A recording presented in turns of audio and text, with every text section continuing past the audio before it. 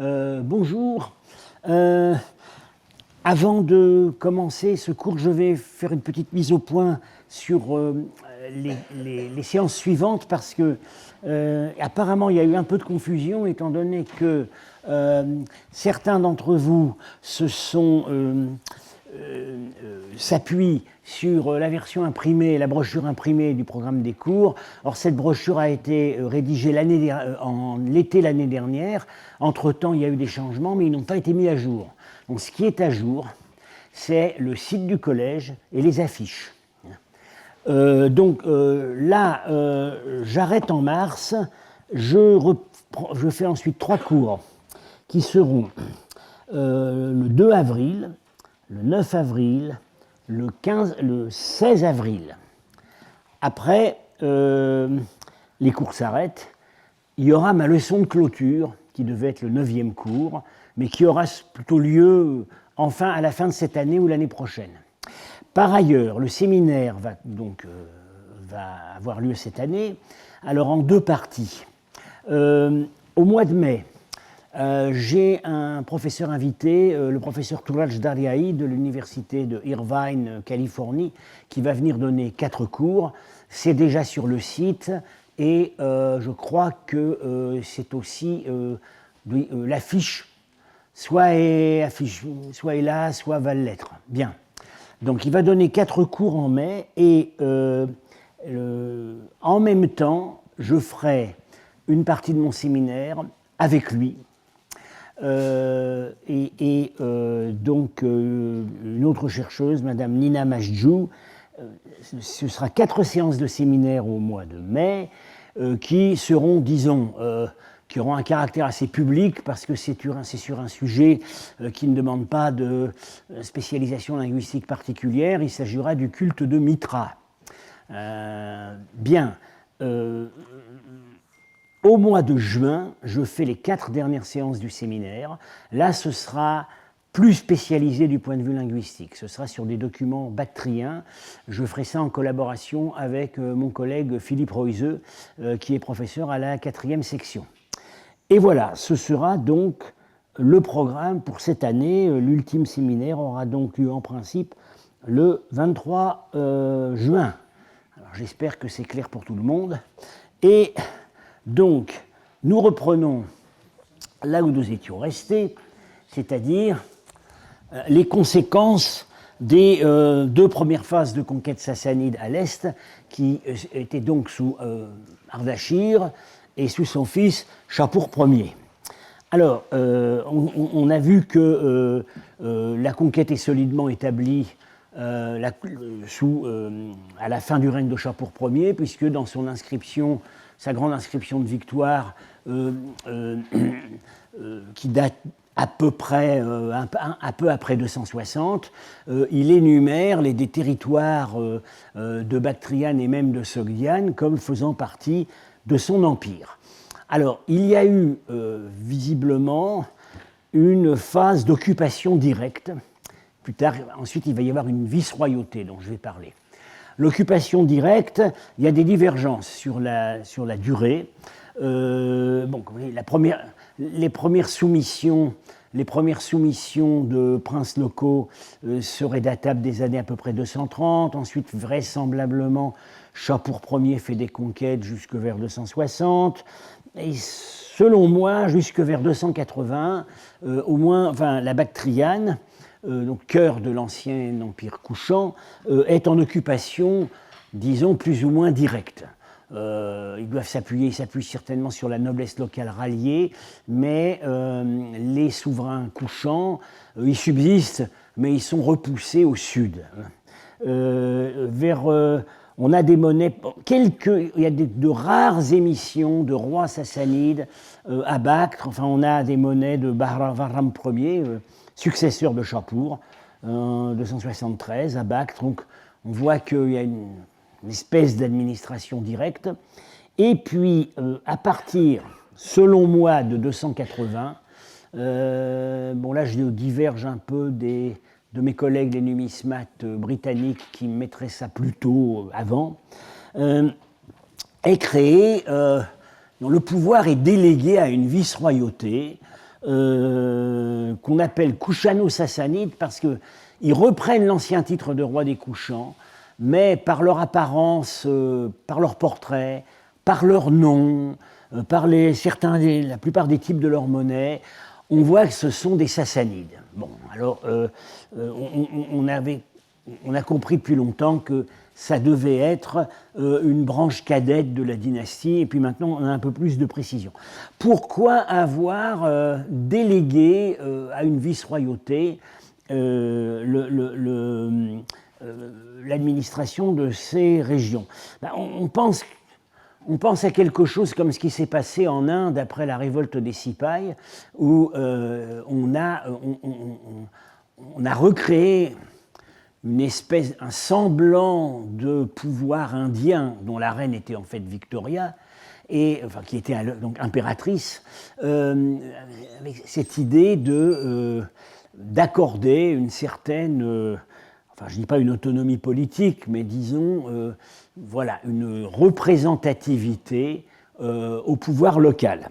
Donc, il semblerait que vers 280, mais on a très très peu d'indications, il y a une ligne dans un historien romain, il y a une révolte générale des provinces de l'Est, et l'hypothèse qu'on fait, c'est que à la suite de cette révolte, peut-être pour calmer certaines revendications à l'indépendance, on a délégué l'administration de ces provinces à une vice-royauté qui, selon moi, a duré un siècle, à peu près 280-380.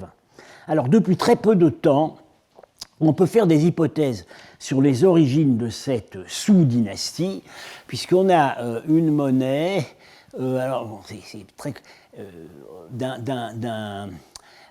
d'un souverain qui ne porte pas le titre de roi des Kushans, il porte le titre de roi de Merv, la grande ville qui était, disons, la tête de pont de l'Empire sassanide vers l'Asie centrale, et on sait que Merv Shah, et on sait qu'il y avait un roi de Merv, puisque c'est mentionné dans l'inscription de Shapur Ier, et là il s'en est un qui se fait remettre, vous voyez,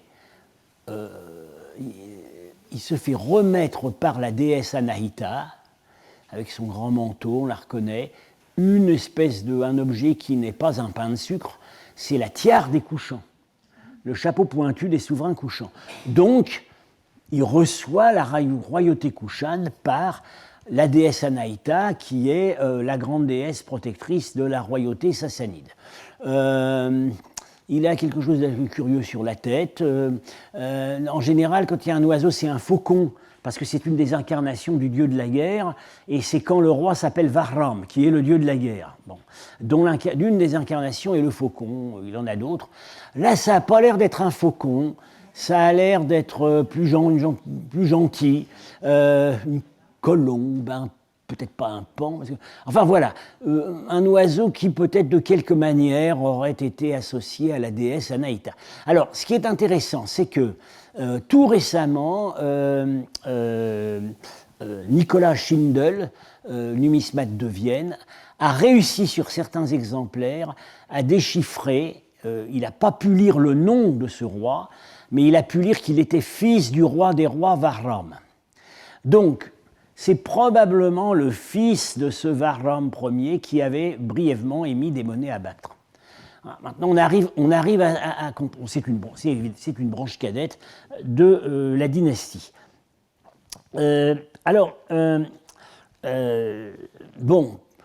Cette délégation à une vice-royauté, ça rappelle certaines des solutions que les Sassanides ont employées avec une autre province qui leur posait des gros problèmes, qui leur en a toujours posé, c'est l'Arménie. Alors, ils ont un peu tout essayé. Dans certains cas, il y a une administration directe. Bon, ça ne marche pas.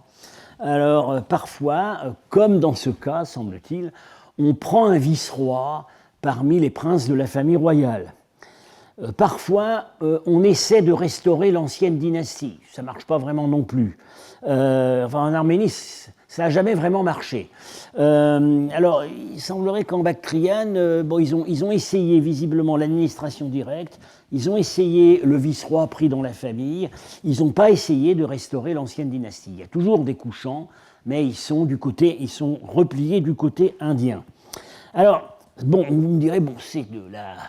Bon, ça n'a d'intérêt que dans l'histoire politique, militaire, mais pas seulement parce qu'on a des indices de ce que cette vice-royauté a eu un degré assez fort d'autonomie sur divers plans. C'est peut-être bien pour ça qu'on l'avait créée. Et on n'a évidemment pas les données pour savoir si cette autonomie a été consentie ou imposée. En tout cas, il y a des indices de volonté, sous un des souverains, il y a des indices de volonté d'autonomie politique.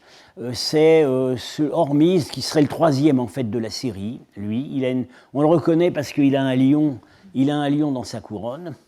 Alors, il porte un titre complètement nouveau qui n'avait jamais existé avant. Shahenshah, Kushan Shahanshah. Non, Wuzurg Kushan Shahanshah. Avant, on s'appelait Wuzurg Kushanshah, grand roi des couchants. Bon, là, c'est grand roi des rois des couchants. C'est une usurpation, parce que, normalement, il n'y a qu'un roi des rois possible, c'est le roi sassanide. Roi des rois, c'est un titre au-dessus duquel il n'y a rien. Donc, visiblement, il y a une tentative de proclamation, il rejette la suggestion des Sassanides. Et on situe ça à un moment qui pourrait avoir été propice à cette situation, 309, voilà, dans ces années-là, parce qu'il y a un nouveau roi sassanide, Shapur II, dont je vais beaucoup parler après, parce qu'il s'est affirmé pour finir, et il a remis de l'ordre dans tout ça. Et à cette époque, il est mineur. Il monte sur le trône en 309, il a 0 ans, parce qu'en fait, il a été couronné dans le ventre de sa mère. Donc, évidemment, époque propice à des velléités d'indépendance. On sait aussi qu'à ce moment-là, les Arabes ont fait des problèmes à la frontière sud. Et puis, on a dans Tabari une mention de ce que, oui, pendant la minorité de Shapur II, les Turcs avaient fait des incursions. Alors, quand Tabari dit les Turcs, c'est anachronique. En fait, il parle des pouvoirs locaux en Bactriane. Alors, il s'intitule Grand roi des rois des couchants, mais ça ne va pas durer. Après lui, ses successeurs reviendront au titre ancien, Grand roi des couchants, donc admettant implicitement une suggestion par rapport à l'Empire sassanide. Donc, visiblement, il y a eu une reprise en main. Bien. Le autre indice d'une certaine autonomie, c'est que donc la vice-royauté kouchane, en fait, c'est le seul royaume vassal, à part l'Arménie et un peu le Sistan, mais ça n'a pas trop duré, qui a survécu au-delà du IIIe siècle. Il y en avait d'autres dans l'Iran, le Kerman, il y avait plusieurs vice-royautés, et ça a été repris en main, il n'y en a plus. Les seuls qui sont restés, comme par hasard, c'est les deux qui étaient au debout, c'est-à-dire ceux qui étaient visiblement, pour lesquels un contrôle direct était le plus difficile, l'Arménie et le royaume couchant. Alors, ce royaume couchant émet une quantité phénoménale de monnaie d'or. Alors, ça avait commencé, ce royaume couchano-sassanide, et ça avait commencé en fait avec les couchants. Et même notamment les derniers couchants, et y compris quand ils avaient perdu le pouvoir en Bactriane qui s'était replié sur l'Inde, on trouve des trésors énormes de monnaie d'or. Alors, bon, visiblement, ils avaient la possibilité, ils avaient les mines pour ça. Alors on en discute, il semblerait que, aujourd'hui on accorde un grand rôle à l'or issu des rivières, l'orpaillage. Il y en a dans la Moudaria. Alors je ne sais pas trop ce que les analyses d'isotopes ont pu donner, parce que les éléments traces, Je ne sais pas où on en est pour les analyses sur les monnaies kushano-sassanides. On en a fait pour les monnaies d'époque grecque. On voit qu'il y en a, pas mal qui viennent de ces sources-là. Je rappelle que l'Ouzbékistan, aujourd'hui, est le 6e producteur mondial d'or, ce qui arrange beaucoup leurs affaires. Ça me réjouit, personnellement, ça me réjouit beaucoup. Alors, pourquoi cette quantité énorme de monnaie d'or? La monnaie d'or, ce n'est pas un indice de vitalité du commerce local. Au bazar, on négocie pas en monnaie d'or. La monnaie d'or, ça sert à faire des transferts de fonds, à payer des tributs, à payer des dignitaires, éventuellement à faire des achats somptueux en dehors des frontières. Alors, ce serait plutôt ça, une possibilité dont on n'a pas confirmation, mais c'est une voie possible, c'est que en fait, ça aurait été cette monnaie d'or aurait été versée en tribut aux Sassanides comme prix d'une certaine autonomie. L'Iran sassanide a émis des monnaies d'or, mais beaucoup moins que... globalement, l'Iran est un pays pauvre en or. Et ça a toujours été le cas. On n'a pas beaucoup de plats sassanides en or. Bon, c'est bien que l'or a plus tendance à être refondu que l'argent, plus tard, mais enfin, on n'en a pas beaucoup. Donc, c'est possible que, en fait, ils aient obtenu pour l'or des monnaies émises par leurs représentants à l'Est. On sait par exemple que dans les relations avec l'Empire romain, les Sassanides, un enjeu essentiel, bon, il y a eu des campagnes militaires, mais qui n'étaient pas des campagnes de colonisation, c'était des campagnes de pillage, et quand il y avait des traités de paix, à tous les coups, les Sassanides demandaient de l'or aux Romains. Pour garder, un deal, on parle beaucoup de deal en ce moment en politique internationale, un deal pour garder les cols du Caucase contre les Huns, ça pouvait aussi intéresser les Romains qu'on tienne les Huns à l'écart. Alors les Sassanides disaient d'accord, on met des garnisons, on construit un mur, mais vous contribuez aux frais. Voilà. Et ils demandaient systématiquement de l'or. Donc voilà, on pourrait se trouver dans une situation comme celle-là. Alors, on a vu que donc, les Kushano-Sassanides ont eu une brève heure de gloire pendant ce souverain qui a, semble-t-il, essayé d'usurper la royauté suprême. Et puis, plus tard, mais en fait, ça c'était plus tôt, son prédécesseur, donc le deuxième roi apparemment, Péroz, il a étendu la frontière. Je vous avais donc expliqué que sous Shapur Ier, ça s'arrêtait à la passe du Khyber, avant Peshawar, et que dans mon interprétation, c'est l'acquisition de cette frontière que commémore le relief de la chasse aux rhinocéros de Ragi Bibi. Vers 300, ils s'étendent, ils prennent le Gandhara, en fait. Voilà. Il reste encore des couchants, mais ils sont vraiment refoulés, on va dire, au Pendjab. Bien. Et alors, on le sait parce que donc, ces monnaies ont circulé, et puis surtout, il y a une monnaie de victoire. Vous voyez ici une déesse qui remet ici cet objet conique bizarre, c'est la Tiare Kushan. Donc, on refait la même opération qu'au début de la royauté kushano-sassanide, vers 280, quand la déesse remet la Tiare Kushan de la Bactriane. Là, 20 ans plus tard peut-être, la déesse remet la Tiare Kushan du Gandhara. Qui est cette déesse? C'est plus Anaïta qu'on voyait sur la précédente monnaie. C'est une déesse proprement bactrienne. Elle a des équivalents dans le panthéon un équivalent dans le panthéon zoroastrien, mais c'est une déesse très fameuse en Bactriane, aussi sous les couchants. C'est Ardouarch.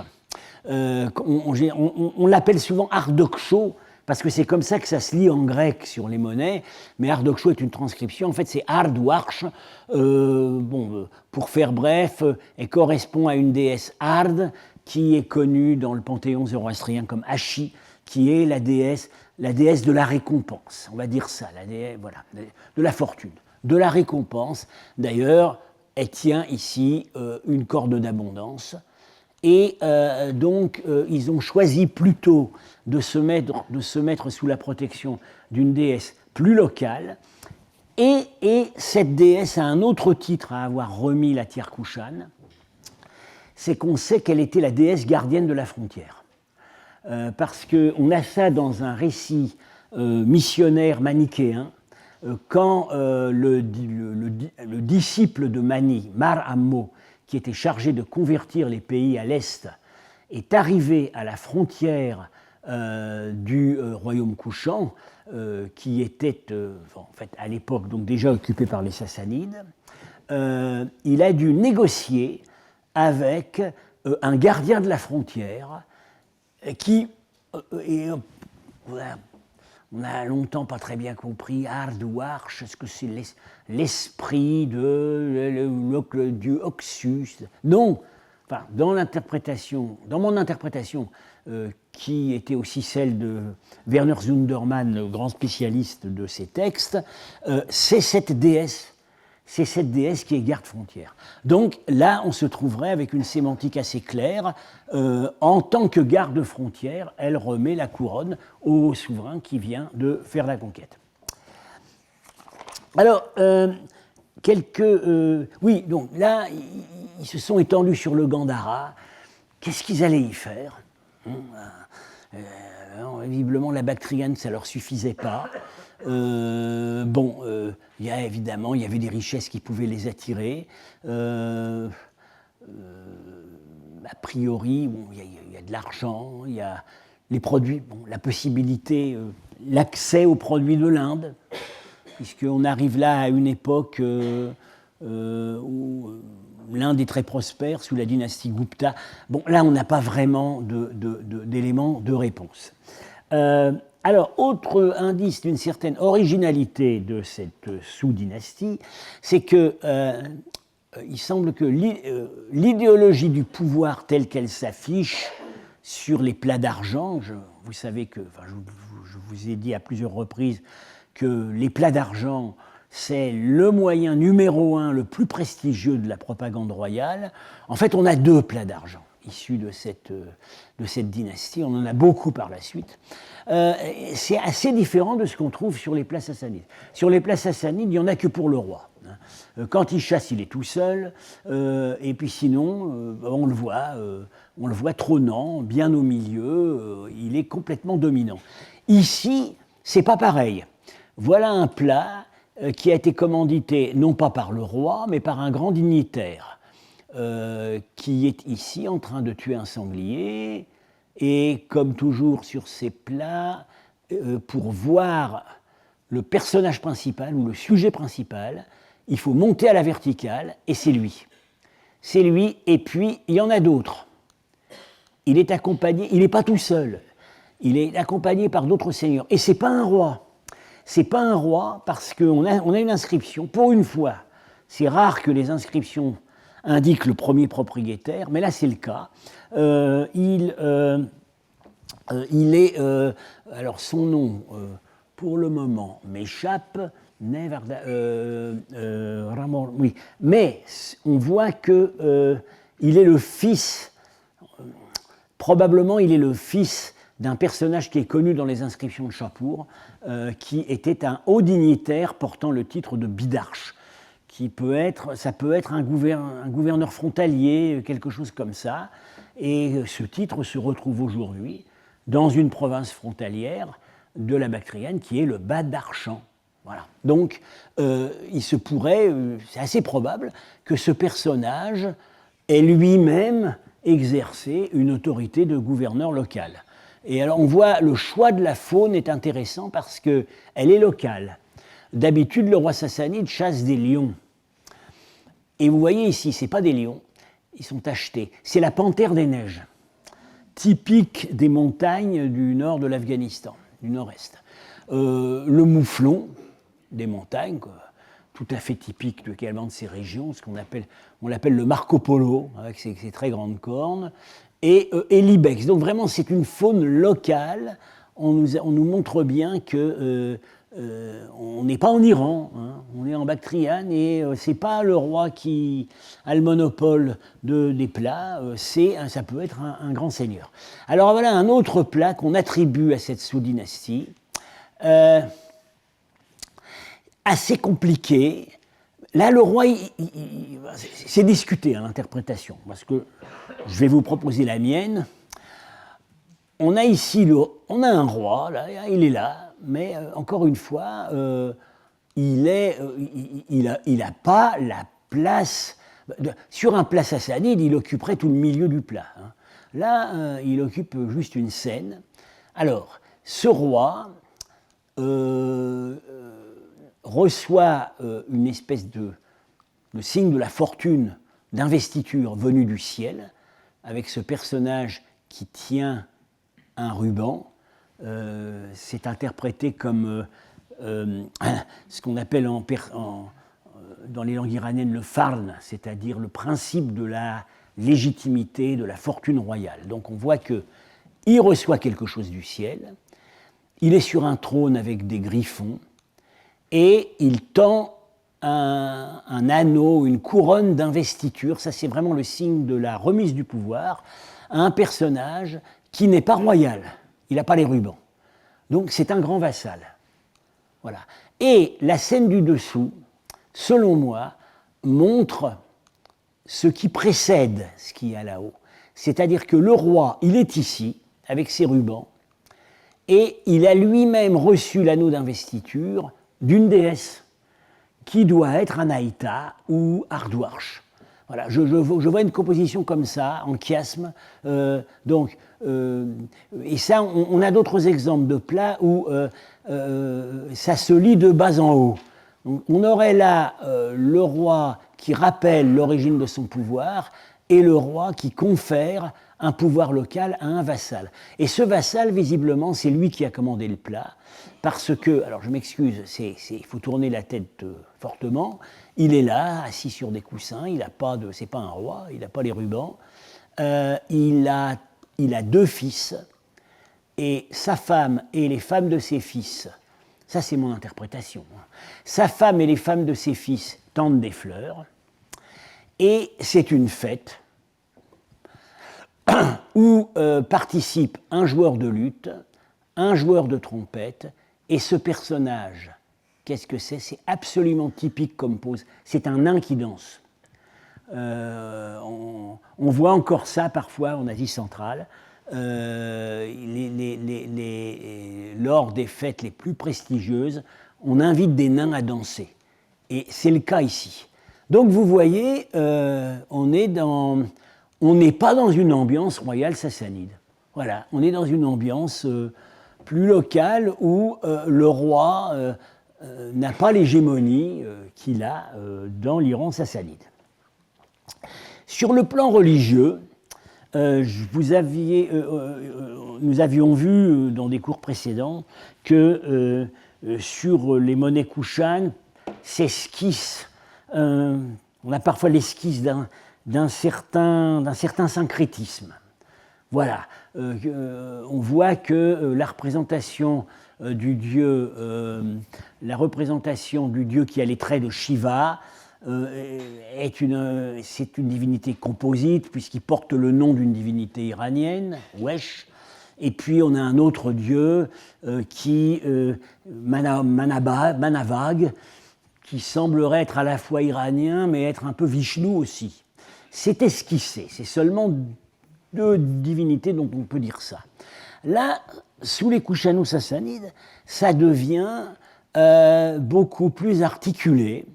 Visiblement, il y a eu, là on a vraiment l'impression qu'il y a eu une volonté politique de promouvoir surtout une grande divinité qui pouvait être acceptée par tout le monde.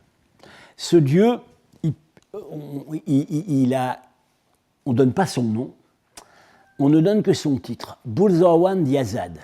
ça veut dire Yazad, le dieu, Burs Awand, le dieu qui est le maître des hauteurs. Donc, la montagne, le ciel. Hein. Et en fait, ça transpose une épithète iranienne ancienne, ou Parokairu, qui agit en haut, qui est l'épithète de Vayu, le dieu de l'espace atmosphérique. Donc, on l'a mis. Et pourquoi est-ce qu'on n'a pas. Alors, Vayu, il avait gardé son nom sur les monnaies Kushan, Wesh, et là, il n'a pas gardé son nom. On n'a mis qu'un adjectif qui désigne globalement le fait que voilà, c'est Dieu en général, c'est le Dieu du haut en général. Vraisemblablement, il faut comprendre que on a occulté le nom, on a mis en avant le titre de façon à promouvoir une divinité qui pourrait être acceptée par les Indiens comme par les Iraniens. Et alors, autre détail très curieux, ici, ce n'est pas du tout le type iconographique de Shiva que par ailleurs ils ont continué ici. Voilà, le voilà. Et c'est le Shiva qu'on a sur les monnaies Kushan, mais là il s'appelle aussi Burzawan Yazad, le dieu maître des hauteurs. Et là, c'est pas Shiva, c'est pas le type iconographique de Shiva. L'impression qu'on a, c'est que c'est une vieille statue de Zeus. J'ai l'impression, vous voyez la façon dont la musculature est indiquée, la façon dont il est assis. Bon, c'est l'hypothèse que je fais, hein, c'est que peut-être, il continue à y avoir des statues de Zeus dans des temples. C'était resté depuis l'époque des Grecs, et on l'a mis sur la monnaie pour figurer cette idée du dieu d'en haut en général. Voilà. Bon, ils ont continué par ailleurs à vénérer des dieux du panthéon zoroastrien, qui étaient également connus dans le monnayage couchant, principalement donc Mitra, qui est indiqué ici comme donnant l'investiture royale au souverain. Alors, ce qui est... alors, autre divinité, Anaïta. Sous les couchants, on l'avait plutôt appelé Nana, ouais, mais là, on retrouve le nom d'Anaïta. Alors, c'est pareil. Moi, j'ai l'impression qu'ils ont recyclé une vieille statue d'Artémis. On la voit avec son arc. C'est assez curieux. On voit pas ça à l'époque Kushan. Donc, il y a visiblement un travail de bricolage religieux, destiné à recycler divers éléments iconographiques et théologiques locaux. Il y a un dieu qu'on ne trouve plus du tout, pour lequel on ne trouve plus d'indices de vénération sous cette dynastie kushano-sassanide, c'est le Bouddha. Les Kushans avaient été des protecteurs du bouddhisme, ils ne l'ont pas beaucoup montré sur leur monnaie, mais il est quand même sur certaines monnaies. Là, jamais. Et ça va assez bien avec l'impression qu'on a que il y a pu y avoir des terrains d'entente entre zoroastriens et hindouistes. Enfin, on ne dit plus hindouistes maintenant, on dit hindous.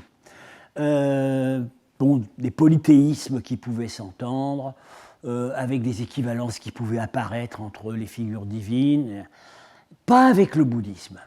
On n'a pas d'indice très direct de persécution, mais enfin, il est dit dans l'inscription du grand prêtre Kartir à peu près vers cette époque, enfin un peu plus tôt, qu'il a persécuté les bouddhistes, qu'il appelle les shramana, les moines. Il a vraiment persécuté les bouddhistes. Il ne parle pas de persécution des hindous. Le zoroastrisme et le bouddhisme n'ont jamais vraiment pu s'entendre. Et moi, je soupçonne que c'est parce que le bouddhisme était difficile à réintégrer dans un point de vue de polythéisme mou. Parce que dans le bouddhisme, bon, les dieux, ils sont toujours là, on les représente toujours, mais ils ne servent plus à rien. C'est pas gênant qu'on les montre, mais leur culte ne sert à rien. Bien. Et puis par ailleurs, le bouddhisme était une église structurée, pas seulement localement, avec des ordres monastiques, etc. Ça pouvait ne pas plaire au pouvoir sassanide qui, lui, s'appuyait sur l'église zoroastrienne. Tout ça, c'est des spéculations, mais bon, on peut, à mon avis, voir les choses comme ça. Encore aujourd'hui, quand vous allez dans des lieux de culte, enfin, plutôt des lieux communautaires qui appartiennent aux Parsis, les Zoroastriens d'Inde, très curieusement, vous voyez parfois, bon, il n'y a pas de statue de Bouddha, mais ça c'est normal, il n'y a plus de bouddhistes en Inde, mais parfois, à l'entrée, par exemple, de la bibliothèque, on a une statue de Ganesha, le dieu des scribes avec sa tête d'éléphant. Quand j'avais raconté ça à Mary Boyce, elle avait poussé un cri d'horreur qu'on puisse mettre des statues de Ganesha dans des lieux de culte zoroastrien, mais apparemment, ça les gêne pas. Voilà. Ça gêne moins que ça gêne moins que le bouddhisme. Alors, on a quelques indices de persécution localement. Il semblerait à Bactre, où la mission française a fait des fouilles après la chute des talibans, on a trouvé une base de stupas bouddhiques qui était en fait décapitée. On avait enlevé la partie supérieure pour, semble-t-il, mettre en haut un autel du feu. Donc ça pourrait être un indice de persécution. Alors il y a aussi le dossier épigraphique des grands temples de grands complexes monastiques de Kara-Tepe près de Termez. Là c'est très frustrant parce qu'on a des inscriptions en Pélévi, en bactrien, qui mentionnent la visite de fonctionnaires sassanides, de scribes, hein, et visiblement à ce moment-là le lieu est désacralisé. Il n'y a plus de statues. Le problème, c'est qu'on n'arrive pas à dater ces inscriptions. Il y a un problème avec la dature de l'ère employée. On ne peut pas dire si c'est dès la conquête de Shapur Ier ou bien peut-être plus tard sous Shapur II. Alors, pour continuer cet aperçu culturel des Kushalo-Sassanides, voilà, si on recourt à des témoignages plus modestes, on voit qu'ils ont mis en place, ils avaient un réseau de fonctionnaires qui, comme en Iran, avaient des sceaux qu'on inscrivait, on gardait l'empreinte du sceau sur l'argile, c'était des bulles pour attacher soit à des lettres, soit à des sacs de marchandises, et on voit que l'iconographie de ces fonctionnaires ressemble tout à fait à ce qu'on a en Iran à la même époque. Vous voyez, avec ces chapeaux, on appelle collars. C'est pas des couronnes, c'est des chapeaux assez exubérants. Vraiment, c'est tout à fait comme cela que se montrent les hauts fonctionnaires sassanides. Mais alors, intéressant, il y a des inscriptions sur certaines, et elles sont bilingues. Alors c'est soit en pélévi, soit en bactrien, soit les deux. Donc on voit qu'on met sur place, il y a vraiment des indices de mixité dans cette vice-royauté. Alors une autre preuve de la survie d'un réseau administratif et politique local, c'est les documents bactriens, les archives bactriennes du petit royaume de Raube, dont j'ai déjà parlé, dont je vais être amené à reparler, où là on voit fonctionner tout à fait une titulature locale, parfois mélangée à de la titulature sassanide. Pour descendre dans des registres encore plus quotidiens de la civilisation, la céramique a été récemment étudiée, notamment, alors voilà, ça c'est le livre de Ladislav Stancho, un archéologue tchèque qui a travaillé dans une des régions de la Bactriane côté Tadjikistan, côté Ouzbékistan, et phénomène curieux, c'est qu'on a de la céramique de cette époque, dans certains cas, semble imiter la céramique romaine. Voilà, ce sont des formes et des couleurs qui rappellent tout à fait la sigillée, la belle céramique à estampes de l'Empire romain, avec dans certains cas des décors estampés, tête de lion, ça. Et c'est ici, et ça a l'air de copier des vases romains. Et on a pu observer la même chose à Samarcande, qui pourtant n'avait pas fait partie du royaume kushano-sassanide. Alors là, c'est un mystère. Voilà, on dit, bon, il y a apparemment une mode romaine vers le 3e, 4e siècle. Comment c'est arrivé? Est-ce que les Sassanides ont amené avec eux des colons qui pouvaient venir de régions occidentales? Est-ce que c'est venu par le commerce de la mer Noire? On ne sait pas. Mais il y a un épisode de mode romaine dans la céramique. Alors, bon, évidemment, ce qui compte avant tout dans ces entreprises politiques, c'est l'aspect militaire. Hein. Et il est évident qu'à l'époque kushano-sassanide, donc fin 3e, 4e siècle, on a fait un gros effort pour mettre en défense le pays face à quelque chose qui peut-être commençait à se produire ou qu'en tout cas on redoutait, qui allait tomber depuis le nord. Une nouvelle poussée de peuples de la steppe. Il n'y en avait plus eu depuis les invasions qui avaient mis fin à la présence des Grecs et porté au pouvoir la dynastie Kushan au 2e, 1er siècle avant Jésus-Christ. Et visiblement, ça recommence à s'agiter à partir du 3e, 4e siècle, et il y a visiblement un gros effort militaire. Alors voilà un endroit où c'est particulièrement bien détecté, c'est le site de Paykent, qui est une grande ville de la partie sud-ouest de l'oasis de Boukhara, et on a l'impression, donc c'est sur la rive droite de la Moudaria, et on a l'impression que cette ville, elle a été contrôlée par les Sassanides, puis les Kushano-Sassanides, parce que c'était la tête de pont, c'était un point de défense avancé au nord. Donc voilà la ville, bon, elle s'est structurée en fait. Les remparts que vous voyez là, ça s'est développé un peu plus tard, plutôt au VIe siècle, mais on voit qu'il y a la citadelle qui est ancienne, qui date probablement même de l'époque des Grecs.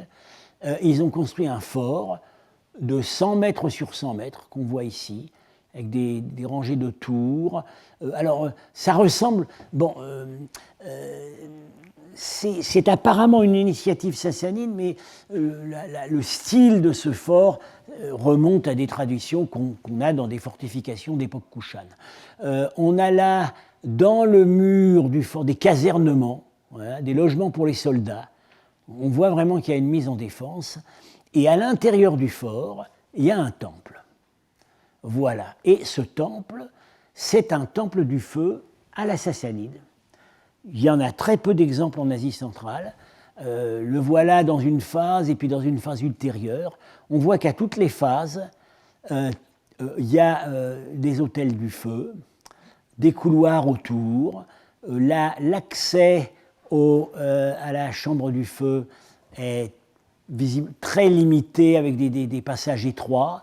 On a déjà vu ça au cours de la semaine dernière à propos du grand sanctuaire dynastique couchant de Surkotal, où à cette époque-là, on a implanté un temple du feu, plutôt deux petits temples du feu de type complètement sassanide.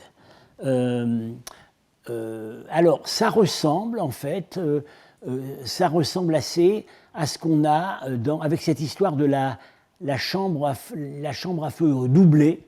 Ça ressemble assez à ce qu'on a dans le mieux connu des grands temples sassanides, qui est Tart-e-Soleiman en Azerbaïdjan, qui est le mieux connu, qui a été très bien fouillé. Oui, on a cette tendance à la duplication. Alors, bon, maintenant, la manière dont on interprète ça rituellement, pour certains, disons, il y aurait la distinction entre une pièce où le feu brûle en permanence et une pièce où on l'amène au moment des cérémonies. Pour d'autres, l'idée est que non, il s'agit dans les deux cas du feu sacrificiel, mais on l'a séparé en deux parce que on a des textes qui expriment une préoccupation, une crainte que les feux sacrés finissent par être enfouis sous la masse du bois, des morceaux de viande qu'on met dedans, etc. Et donc, il vaut mieux les diviser pour permettre une meilleure gestion du culte. Alors, on n'a évidemment pas la réponse. On a dans ce site de Païkent, tout ça a été très bien argumenté dans cet article d'André Omelchenko.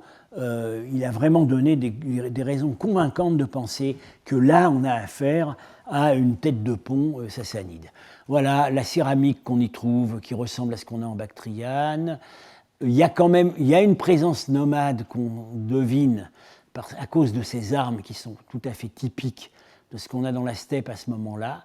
Alors, les armes, ils les ont trouvées en fait dans des coffrets. Ils ont trouvé des coffrets qui comportaient des offrandes. Et dans ces offrandes, il y a une grosse quantité d'armes, de pointes de flèches, etc. Comme si ça avait été un lieu particulièrement affecté à des cultes militaires. Alors là, on ne voit pas grand-chose, mais il y a une peinture. Alors si vous regardez bien, on voit des personnages l'un devant l'autre. Vous voyez la main gauche qui tient une fleur, la main droite. Pareil là, cette façon de représenter les personnages, les dignitaires, enfin, ou les porteurs d'offrandes, en se recouvrant un peu les uns les autres, c'est absolument typique des reliefs sassanides de cette époque. Donc là, on a des indices, vraiment des indices de présence. Pas que à Païkent, on voit que d'une manière générale, il y a un gros effort de fortification, même en arrière. Voilà Bactre, la grande capitale de la Bactrienne. Bon, il y a des discussions sur la chronologie des remparts, mais disons, en gros, on pense maintenant qu'ici, c'est la ville pré-grecque. Hein. La ville grecque et Kouchan auraient été là, et à l'époque kouchano-sassanide, ça devient énorme. J'ai noté combien d'hectares ? 400 hectares. C'est vraiment une des plus grandes villes d'Asie centrale à ce moment-là. Et ça atteint vraiment sa taille maximale. Une fondation, curieusement, qui semble n'avoir pas été vraiment occupée, au bord de la Moudaria, Kalaïzal, 160 hectares, c'est pas rien. Voilà, on dirait une grande entreprise de fortification qui n'a peut-être pas, enfin, qui a vu un peu grand, quoi, surdimensionné, et les malheurs des siècles suivants pourraient peut-être expliquer l'abandon. Et ici, récemment, une proposition récente d'Étienne de la Vessière, c'est entre Bactre et la Moudaria, un grand centre. C'est surtout par la photo aérienne qu'ils ont vu ça. Sur place, au sol, on ne trouve pas grand-chose. Mais enfin, on a quand même l'impression d'une espèce d'immense camp, chaque côté faisant 4 km, donc c'est plus qu'un camp, c'est une colonie militaire, qui semble pouvoir dater de cette époque. Et c'est pile entre la capitale Bactre et les villes la grande ville de Termèse, qui se trouve sur la rivière de l'Oxus. Donc c'est un itinéraire militaire. Voilà. Et on a l'impression, donc, à cette époque, ce serait sous le signe d'une mise en défense très ambitieuse. Voilà, on va dire ça. Et un effort qui, peut-être, a été assez brusquement interrompu dans les siècles suivants. Alors, je vais maintenant en venir au début, fin du diaporama, cliquez pour quitter. Ah, magnifique, ça marche. Bon. Voilà, je n'ai pas besoin d'appeler quelqu'un au secours dans la salle. Donc,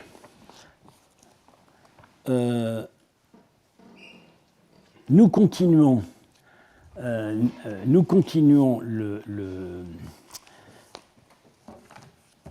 l'examen de ces phases d'expansion sassanide. Le IIIe siècle avait été marqué par les conquêtes de Shapur Ier. Les 2 siècles suivants, c'est contrasté. Parfois, l'Iran avance, parfois il y a des phases alternées d'avance et de recul. C'est des siècles pas faciles à étudier, parce que contrairement au siècle précédent, les sources écrites iraniennes se tarissent. Pour le IIIe siècle, on a les extraordinaires inscriptions de Shapur Ier, mais à partir de la fin du IIIe siècle, il n'y a plus d'inscriptions royales de grandes inscriptions royales en Iran. On va continuer à avoir des petites inscriptions qui identifient des rois, des statues de rois, des reliefs qui les représentent, mais on n'a plus de grandes inscriptions narratives, et on ne sait pas pourquoi. Est-ce que c'est le hasard de la conservation? Est-ce que c'est que cette façon d'exprimer la propagande avait passé de mode et qu'on préférait d'autres formes, mais lesquelles? On ne sait pas. Autre phénomène tout à fait inexpliqué, il n'y a plus de grands reliefs entre la fin du IIIe siècle et la fin du VIe. On en verra réapparaître vers la fin de la dynastie. Pendant 3 siècles, on a Narsé début IVe siècle, et puis après, Hormis II, et après, par exemple, on n'a pas de grand relief de Shapur II, qui est le grand roi du IVe siècle. On n'en a pas non plus de ses successeurs. On ne sait pas pourquoi. Bien. Donc, il faut se rabattre sur soit des sources plus tardives, c'est-à-dire les sources arabo-persanes qui remontent ultimement aux chroniques officielles, mais ces récits ne sont pas très fiables. Jusqu'à la fin du Ve siècle, Satoura Jarrahi l'a bien montré, on a l'impression que la matière s'était un peu perdue et on ne peut pas vraiment beaucoup faire confiance à ces récits. Côté romain, on a pas mal de choses. Tout simplement parce qu'il y a eu des affrontements militaires fréquemment et avec des récits qui peuvent être détaillés. Alors le récit principal, c'est à propos des guerres du milieu du IVe siècle, c'est le grand historien Ammien Marcellin qui écrivait en latin. C'était un Syrien, qui écrit de culture romaine, gréco-romaine, qui écrivait en latin et qui a laissé une œuvre historique énorme dont on n'a conservé qu'une partie, et heureusement la partie qu'on a conservée comporte les guerres du IVe siècle, alors des guerres auxquelles il a participé lui-même parce qu'il était officier d'état-major, et puis la guerre malheureuse de l'empereur Julien qui se termine en 363, et là c'est extrêmement détaillé. Et il est témoin oculaire des batailles et des sièges qu'il raconte. Bien. Alors, on a les monnaies, et pour ça, on a aujourd'hui un magnifique instrument de travail, c'est la sylloguée, c'est-à-dire le corpus exhaustif de tous les types monétaires connus. Il y a longtemps que c'est fait pour l'Empire romain, et pour l'Empire sassanide, c'est en train de se faire par une équipe de Vienne, dirigée par Nicolas Schindel, qui a résumé les conséquences en ce qui concerne le Ve siècle. Voilà, il en a tiré un excellent article où on voit très très bien l'apport considérable de ces monnaies. Un des apports des monnaies, c'est qu'à partir de cette époque, les monnaies comportent des sigles d'ateliers qu'on arrive presque tous à interpréter. En fait, c'est des noms abrégés de villes. Et par ailleurs, on commence à avoir des années de règne qui sont indiquées. Donc, on sait où ils ont frappé monnaie et quand. Et ça permet, ça donne d'assez bons indices quant aux opérations militaires, parce qu'une grande partie de l'usage de ces monnaies d'argent, outre le commerce interne, c'était de payer les troupes et d'acheter la paix quand on avait négocié. Or là, vous voyez, à cette époque, on voit apparaître des nouveaux ateliers, Merv ici, Abarshar, c'est-à-dire aujourd'hui c'est Nishapur, le Gorgan, les provinces de l'Est, le Sistan et même Kaboul, dont je vais être amené à en reparler. Kaboul, à un moment, est devenu un des plus grands ateliers de l'Empire sassanide. Visiblement, ils ont mis le paquet à Kaboul parce qu'il y avait à nouveau des ambitions en direction de l'Inde. Alors ça, c'est un instrument de travail extraordinaire. Bon, bien sûr, comme dans le passé, la plupart des ateliers restent dans le cœur de l'Empire. C'est-à-dire la Mésopotamie, la capitale, Wehardashir, non pas Wehardashir, Ctésiphon, le nom de Ctésiphon, hein, c'est pas Wehardashir, c'est... Bon, enfin, voilà. Et puis le Fars, province d'origine des Sassanides, ça reste la grande concentration d'ateliers, mais on voit que la production monétaire suit les déplacements des armées. Alors, on a des nouveautés à cette époque dans la documentation, sont intéressantes, deux nouveautés. On a d'abord des témoignages arméniens, qu'on n'avait pas avant. Pourquoi ? Parce que c'est l'époque où l'Arménie se crée une littérature nationale. Les premières chroniques historiques en arménien datent précisément de cette époque, c'est du 5e siècle. Alors, ce sont des récits qui sont détaillés, qui ne sont pas très faciles à utiliser, parce que c'est une grosse masse de détails qu'on n'a pas par ailleurs. Ils ont su beaucoup de choses, parce que les armées, le pouvoir sassanide amenait la noblesse arménienne à la guerre à l'Est. Ça, c'est la grande tactique, la tactique des grands empires jusqu'à l'empire des Tsars. On prend une province rebelle à un bout de l'empire et on en amène l'élite militaire à l'autre bout de l'empire. Comme ça, on pacifie deux régions en même temps. On enlève des rebelles potentiels à leur région, et ces rebelles, pris dans une sorte de syndrome de Stockholm, deviennent les plus fervents défenseurs du pouvoir qui les a emmenés à l'autre bout, et ce sont des ressources militaires considérables. C'est ce que les tsars ont fait ça très bien avec les Polonais. Ils ont vidé la noblesse militaire polonaise, ils ont conquis l'Asie centrale avec eux. On peut dire aussi que c'est ce que les Anglais ont fait avec les Écossais.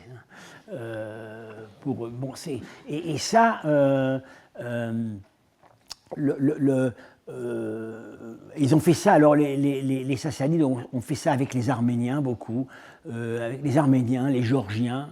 Alors il y a un rapprochement que j'aime bien citer, c'est que le grand général sassanide du début du VIIe siècle, lors des dernières guerres victorieuses à l'Est, c'est un Arménien, un prince arménien, qui s'appelle Sempad Bagratouni. Sempad, c'est un titre militaire. Bagratouni, c'est la grande famille royale arménienne.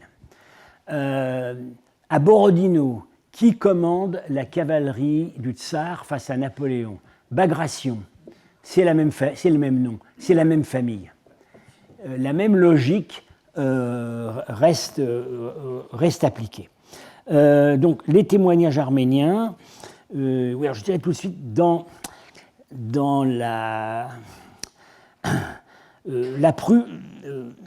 quelque chose qui rend leur utilisation pas toujours très facile, c'est que c'est extrêmement nationaliste. En gros, quand il y a des guerres avec les Sassanides, où interviennent les Sassanides sont toujours battus, sauf quand le général est arménien. Voilà. Une fois qu'on a compris ça, on peut utiliser cette documentation. Et puis alors, au niveau micro-local, on a aussi, dont j'ai déjà parlé, des documents bactriens qui vraiment nous documentent sur l'administration et même les intrigues politiques et militaires au niveau très local. C'est les archives du royaume de Robe, ici, pas très loin de Surcotal. Voilà, c'est à peu près cette zone, au sud de la Bactriane, disons. Voilà, ça documente cette zone, et ça couvre large. Hein. Les archives de Robe, ça va du 4e au 8e siècle. Bon, ça couvre très très large. Publié par Nicholas Sims Williams dans les 3 volumes de Bactrian Documents. Publié et avec un commentaire historique qu'il a fait avec François de Blois, où il extrait vraiment la quasi-totalité de ce qui peut être extrait comme information politique, administrative, etc. Et puis, tout récemment découvert,